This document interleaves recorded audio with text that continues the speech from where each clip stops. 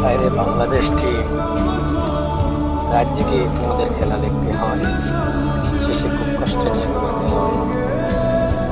এইরকম খেলা জীবনেই দেখিনি বাংলাদেশ টিম এর